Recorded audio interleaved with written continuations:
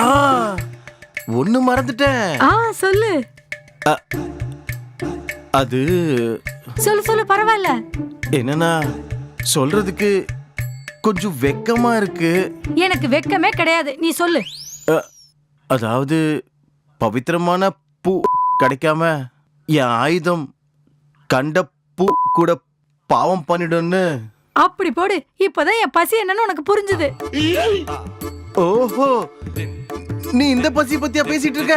அம்மாடி, இப்பதான் இந்த சிம்முக்கு சிக்னல் போய் சேர்ந்திருக்கு. இதுல உன் பசி பத்தி யோசிக்கிறதுக்கு என்ன இருக்கு? என் ஆயுதம் எவர் கிரீன் பிளேம்லதா. அப்படியா? ஏஜ் ஆனாலும் இப்ப கூட என் ஆயுதம் எவர் கிரீன் பிரேமலதா. அப்பாடி. ஆமா, உன் ஆயுதம் இந்த வயசுல இவ்வளவு ஸ்ட்ராங்னா இந்த வயசுல ஆட்டணும்னு நினைக்கிற. அப்ப ஏன் ஆட்டணும்னு நினைக்கல நீ?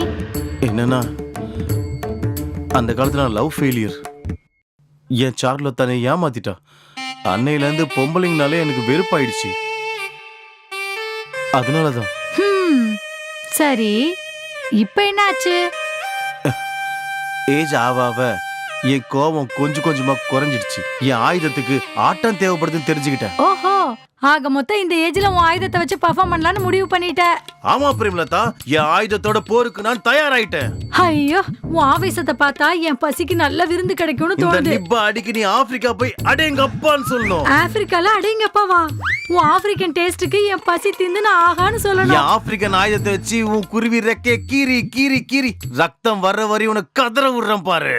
நீ தேய்க்கிற தேயில என் குருவி ரெக்க கிரு கிரு நாய் பறந்துடணும். உன் ரெக்கைய உடைச்சு பறக்க விடுறேன் பாரு பிரேமலதா.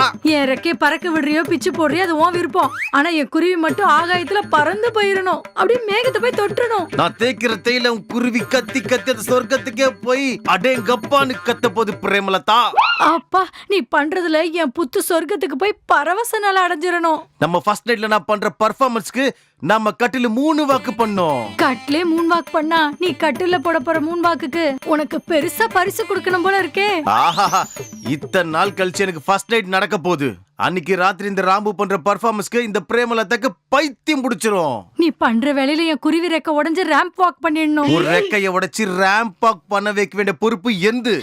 ஏய் ராமு, நாளைக்கே நம்ம கல்யாணம் பண்ணிக்கலாம்டா. ஆஹா, நீ இருக்கிற ஆர்வத்தை பார்த்து என் பாம்பு சந்தோஷத்துல தாண்டவம் ஆடிக்கிட்டு இருக்கு. உன் பாம்பு டான்ஸ் ஆடுதுன்னா என் குருவி தயாராயிருச்சுன்னு அர்த்தம். உன் குருவியை கதற கதற கத்த விட்டு உனக்கு சொர்க்கத்தை காட்டுறேன். ஆமா ராஜா, உன் பாம்பு சைஸ் என்ன இருக்கும்? சரியா சொல்லணும்னா 6. அப்போ உன் பாம்பு 6 அடி புல்லட்டா? அதுல நீ சந்தேகமே பட தேவையில்ல. வாங்க ராமு, எல்லாம் கன்ஃபார்ம் ஆயிடுச்சு. இதுக்கப்புறம் நம்ம கட்டில் மேல ஸ்டார்ட் பண்ணிடலாம். ஆமா பிரேமலதா, நம்ம கட்டில்ல கபடி ஆட ஆரம்பிச்சிடலாம்.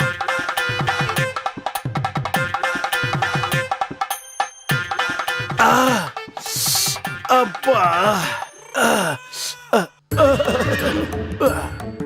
அம்மா,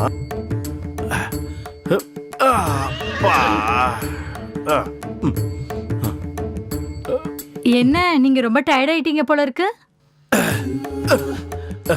இந்த பாடி பார்ட்ஸ்க்கு எக்ஸசைஸ் பண்ணி கொஞ்சம் வொர்க் அவுட் கொடுக்கணும். வேணா சூடா ஏதாவது எடுத்துட்டு வரட்டுமா? யா டார்லிங், ஃப்ரிட்ஜ்ல ஃப்ரோசன் லெக் பீஸ் 2 இருக்கு.